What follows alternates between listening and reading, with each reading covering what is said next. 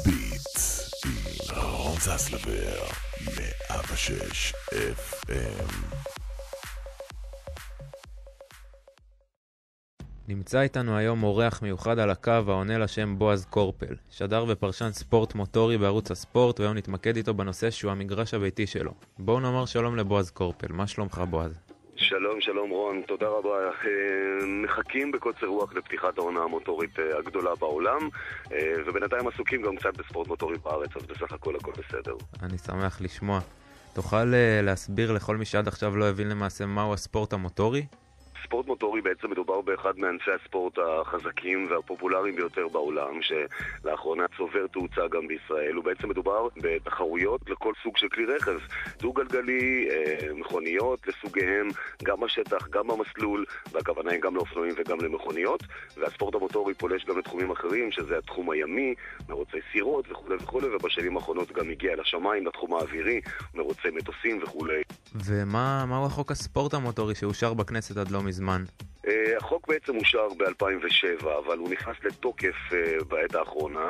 בעצם מדובר בתופעה די מוזרה בעולם. בשום מקום בעולם אין חוק לספורט מוטורי, כיוון שקיימת התאחדות עולמית שמפרסמת חוקים ותקנות, בדיוק כמו בענפי ספורט אחרים, בין אם הם אולימפיים או לא אולימפיים, והחוקים ידועים והתנאים ידועים ומקובלים, ובדרך כלל מדובר על חוקי התחרות וגם על חוקי הבטיחות, אבל בישראל, מכיוון שמדובר באיזשהו חשש מאוד מאוד גדול מהדבר הזה בעיני המדינה, עד כמה הספורט הזה הוא בטוח או לא בטוח, החליטו להכניס אותו לקטע של חוק, ובתוך החוק הזה היו מעורבים לא פחות מ8 משרדי ממשלה.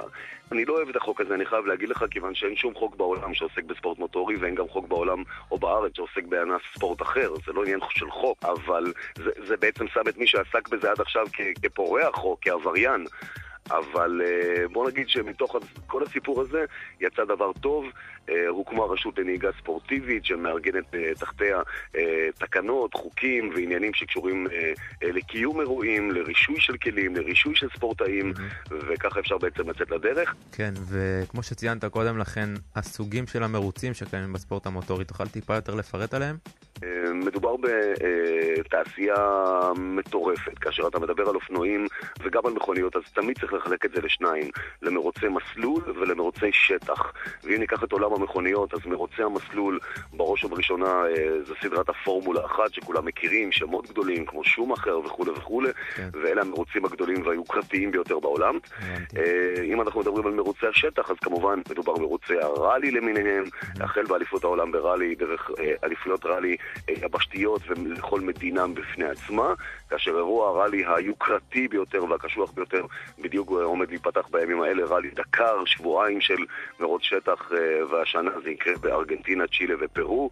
אז זה התחום המכוניות, ובאופנועים די זהה.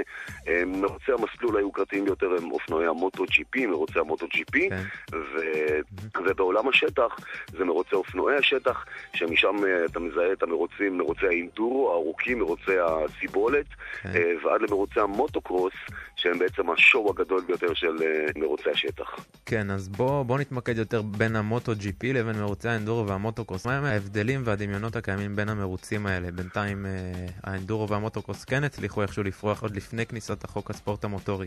נכון, הם פרחו בצורה, בוא נקרא לזה, בלתי לגלית, כיוון שמדובר באופנועים בעלי רישיון, אבל בוא נסביר את זה קודם.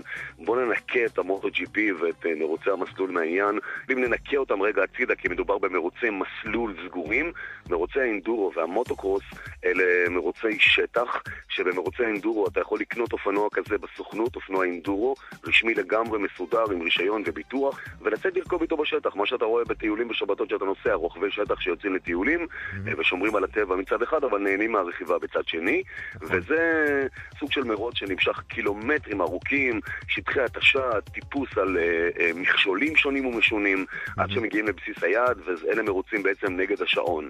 מרוצי המוטוקרוס, להבדיל, הם לא מרוצים נגד השעון, אלא מרוצים שנמצאים בתוך זירה סגורה, מסלול שבנוי מאלמנטים שונים של קפיצות, ישורות, פניות. זה אחד מסוגי הספורט האקסטרימיים ביותר.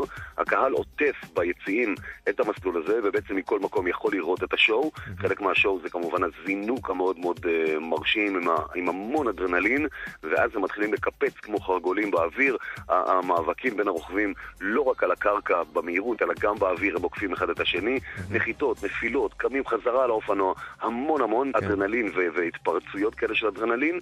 ואחד הדברים הטובים והיפים זה שיום של מרוצי מוטוקרוס בנוי מסדרה ארוכה של מקצים, כך שכל מקצה כזה הוא כמה דקות של אקשן, הפסקה של כמה דקות, עולה הקטגוריה הבאה, כי זה מחולק לנבחי מנוע, ושוב, 10 דקות, רבע שעה של אקשן, וכך היום הולך ונבנה, רוכבים שמודחים לאורך היום, עד שבסופו של יום אתה מקבל את הגמר האולטימטיבי בין הרוכבים באותו יום, שאלה הרוכבים הטובים ביותר, ואתה מקבל את הדובדבן שבקצפת. אז למעשה גם זה מה שמתחיל להתפתח בימים האלה, בענף המוטוקרוס? נכון, מה שקרה כאן בעצם בשנים האחרונות, בגלל שיבוא של אופנועי ספורט היה אסור על פי החוק, והיום החוק השתנה ואפשר לייבא אופנועי ספורט, האופנועים האלה הוברחו לארץ לא כאופנועים שקמים, אלא כחלקים, ונבנו כאן בארץ, ורוכבי המוטוקרוס מצאו אחד את השני במחתרת, ונפגשו בכל מיני מקומות רחוק מהעין, גם של הציבור ובמיוחד מהמשטרה, והתחרו, בנו מסלולים מאולתרים כאלה, ומקפצות ורמפות ועוד ועוד,